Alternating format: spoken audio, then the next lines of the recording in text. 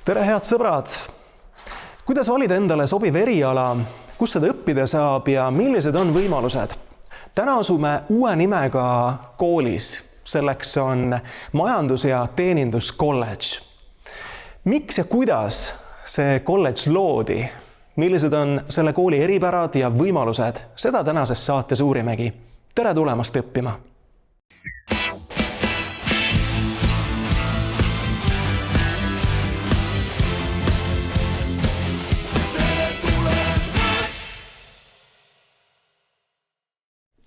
Kristi, kuidas tekkis idee ja vajadus uue kooli loomiseks?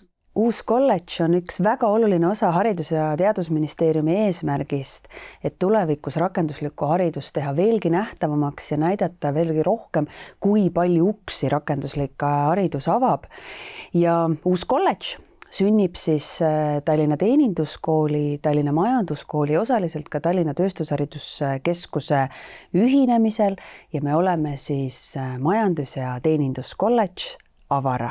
Ja mida see siis nagu päriselt tähendab? Tähendab seda, et täna meil on 6 kutsekooli, mis tulevikus on 2 kolledžit ja õppijate jaoks on olukord tulevikus palju lihtsam kui täna, et kui täna on pidanud kõik õppijad Tallinnas endale siis rakendusliku hariduse kohta otsides miljon kooli läbi käima, kodulehti uurima, ma ei tea, avatud uste päevadel käima ja nii edasi. Ja kusjuures me ka pakkusime väga sarnaseid erialasid erinevates koolides, siis nüüd tulevikus on olukord, kus õppijatel on väga selge arusaam sellest, millise valdkonna erialasid, millises kolledžis õppida saab.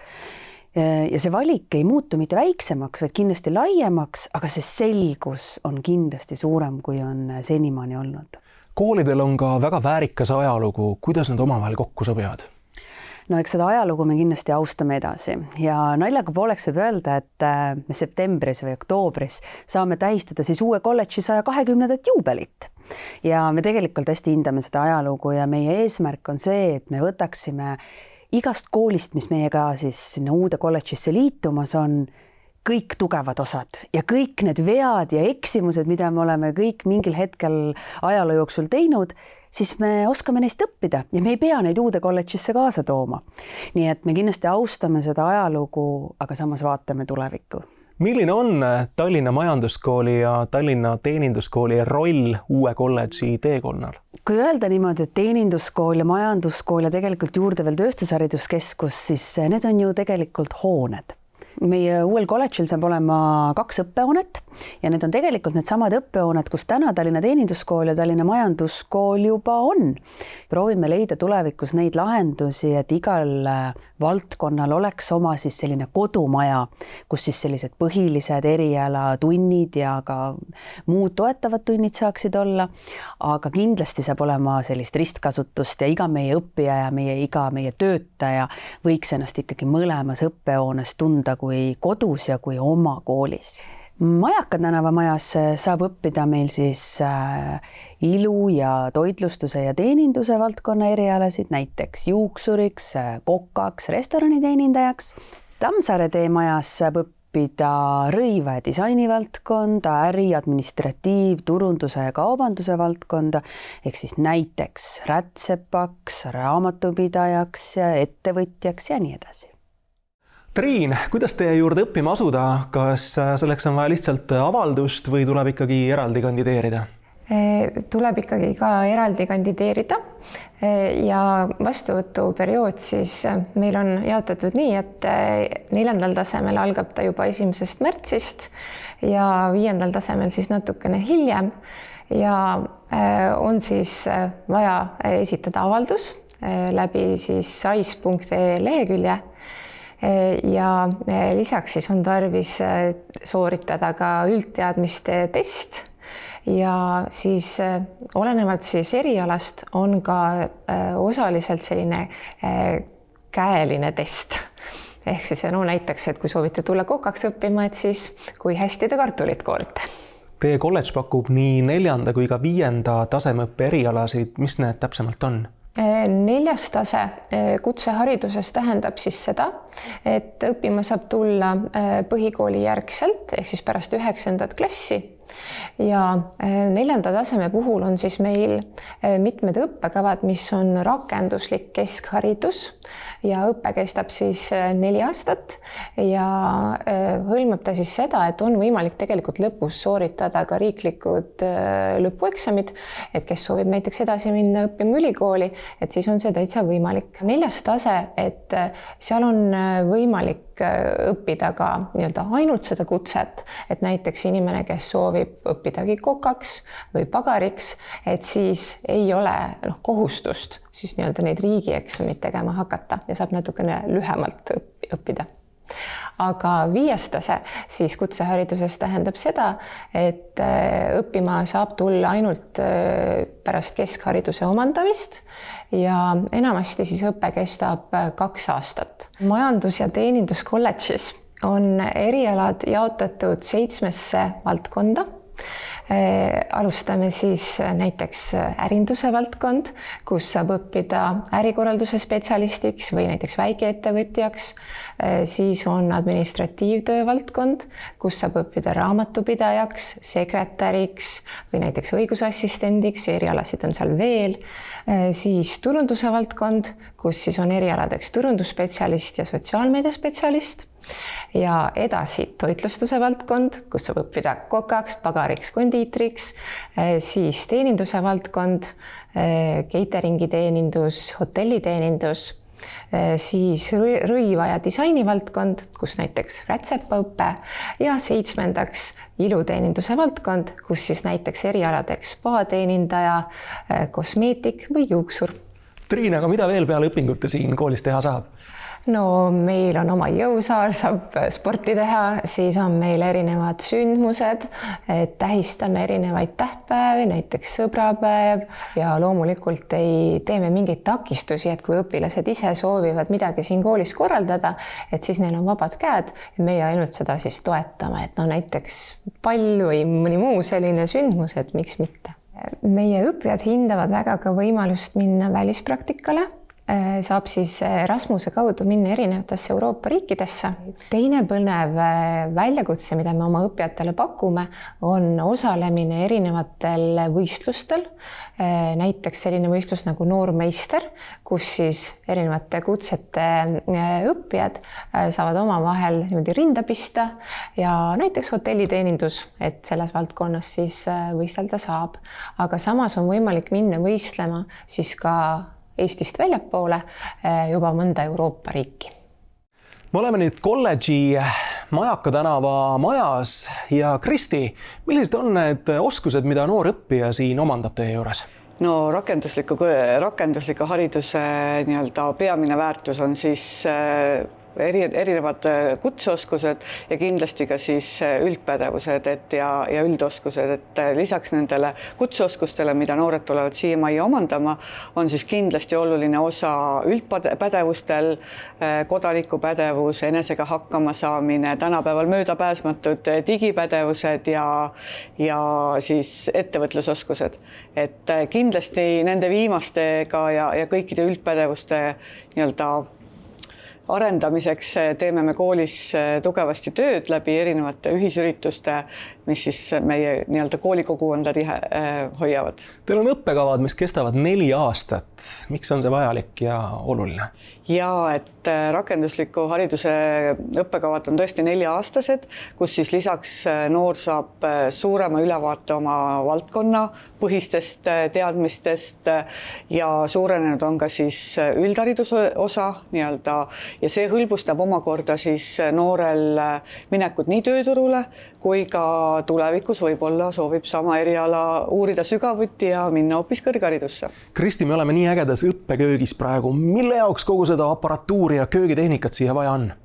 No koka ja pagariõppe mõlemad on ju väga-väga praktilised, eks, et keeruline on õppida toidu valmistamist ainult raamatust ja sellepärast on meie õppes väga suur osakaal praktilisel õppel ja selleks, et teha praktilist õpet kaasaegsel tänapäevasel tasemel, on vaja kõiki neid seadmeid, kõik, mis on olemas restoranides, on olemas ka meil ja samamoodi harjutavad meil ju iluteenindajad, meil on vägev iluteeninduse klass, kus saab harjutada massaaži ja kõike muud, et see praktiline osa selles rakenduslikus õppes on väga-väga oluline.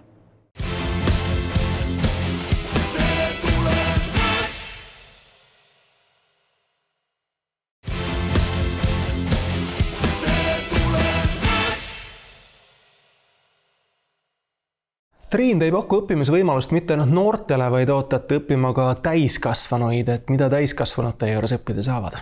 No esiteks 5. tase juba hõlmabki täiskasvanuid, et nemad õpivad ka seal, aga lisaks saame me läbi viia erinevaid täienduskoolitusi, siis täpselt nii pikki või lühikesi, kui sõltuvalt siis selle koolitusteemast sobilik on.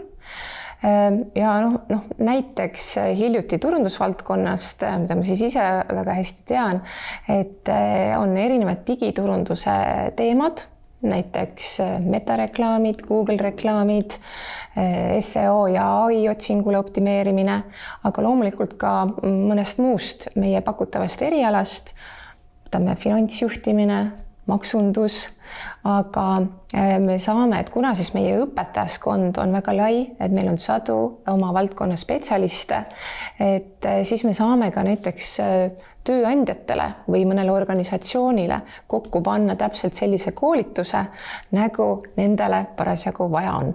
Täna on väga aktuaalne moto tööta ja õpi, et kuidas teie kool seda rakendab?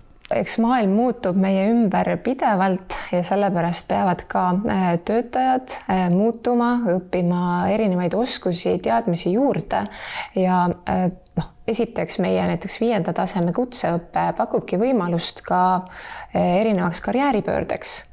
Võib-olla elu jooksul tekib mõni suurem huvi või mõni uus huvi, et saab tulla siis näiteks turundust õppima või kui inimene soovib ise hakata ettevõtjaks, et miks mitte tulla siis meile väikeettevõtja erialale.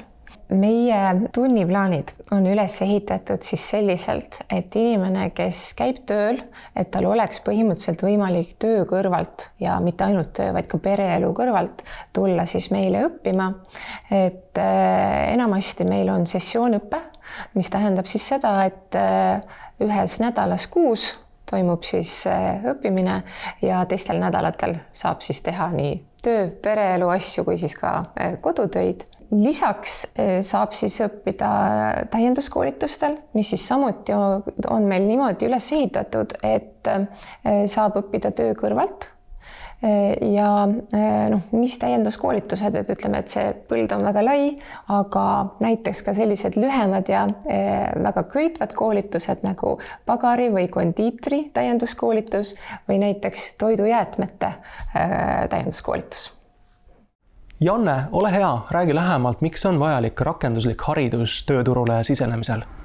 Jaa, kindlasti ma olen seda meelt, nad on olulised, sest ta tegelikult on ju oluline vundament, millele tegelikult baseeruvad väga paljud erinevad tahud ja ta on kindlasti ka kvaliteedimärk.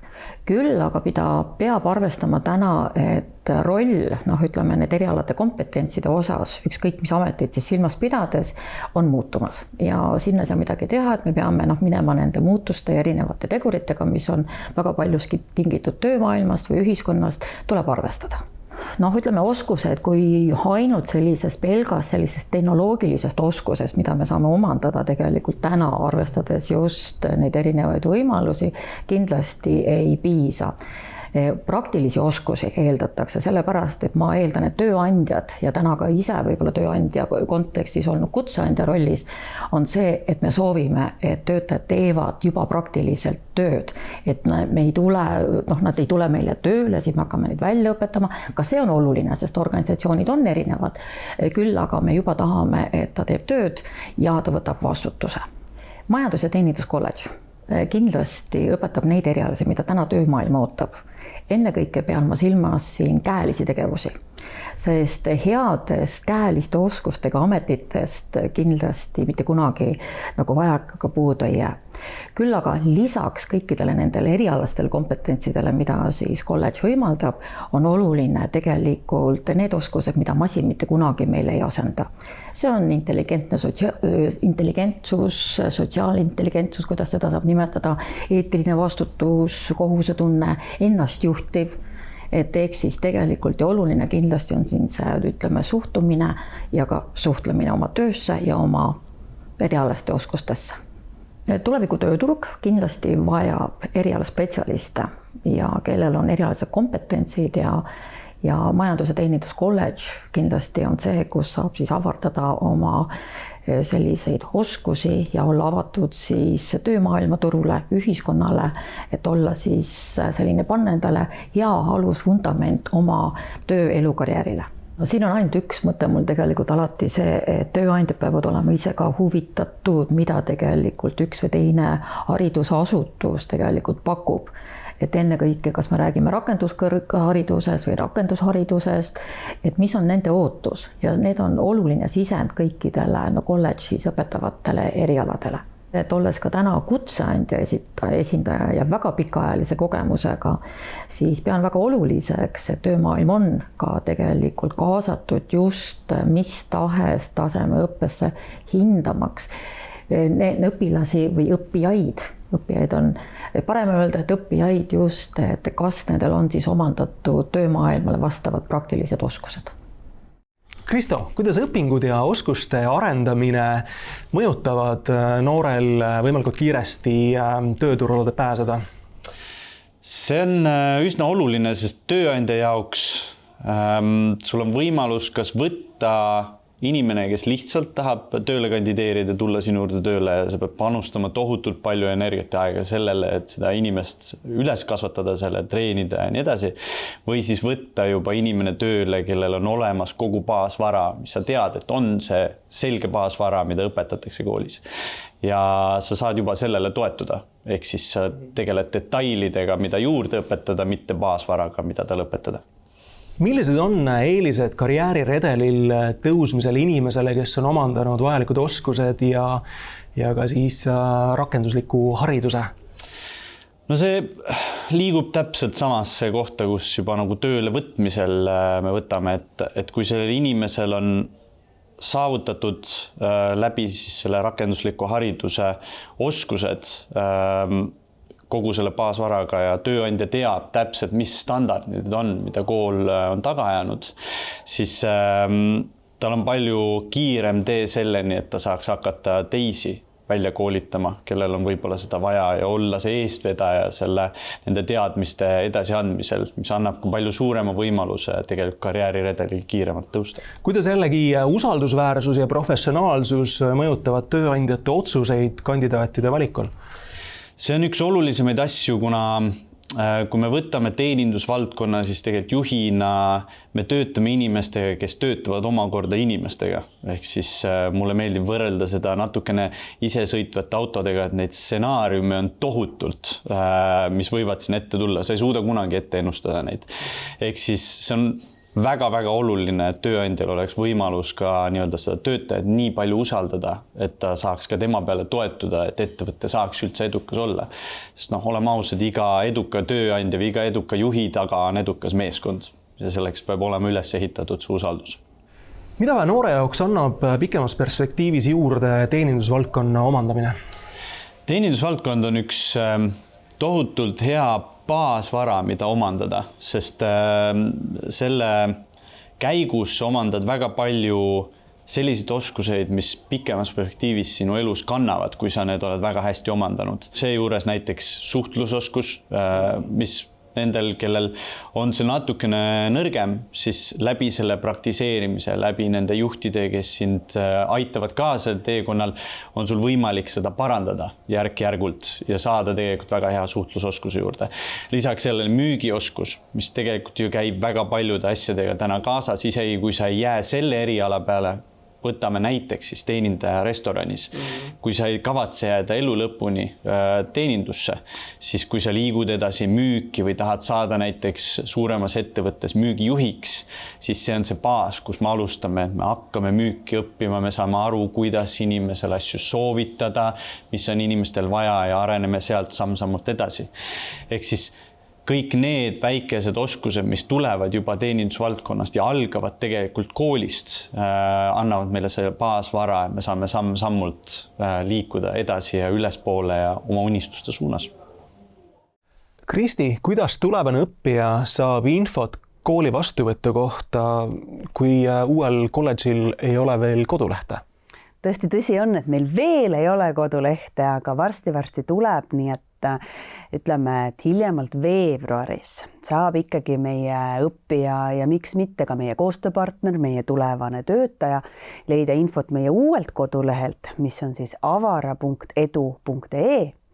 Kuid senimaani me lubame, et me jagame kõike olulist infot nii Tallinna Teeninduskooli kui ka Tallinna Majanduskooli kodulehtedel ja sotsiaalmeedias, nii et seni leiab infot sealt. Huvilistel on nüüd piisavalt aega, kuidas nad peaksid valmistuma?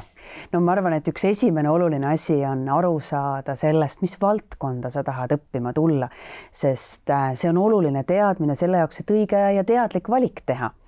Nii et infot igasuguste erialade ja valikute kohta leiab täna Tallinna Majanduskooli ja Tallinna Teeninduskooli kodulehtedelt.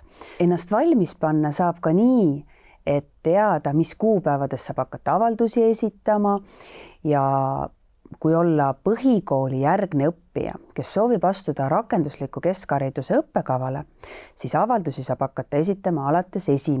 märtsist ja seda siis sais.ee keskkonnas ja avaldusi saab esitada kuni 16. maini ning pärast seda tuleb olla väga tähelepanelik, et teada, millal on siis täpselt need sisseastumiskatsed, millal tuleb päriselt kooli koha peale tulla, et näidata, mida sa tead juba valdkonnast, kui motiveeritud sa oled õppima.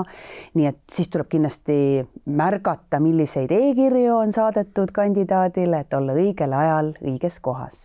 Palju jõudu ja edu uuele kolledžile Avara! Teie head sõbrad, aga kindlasti jälgige soovitusi, mida teile lahkelt jagatakse, jälgige sotsiaalmeediat ja Avara uut kodulehte. Aitäh, et vaatasite ja uute kohtumisteni!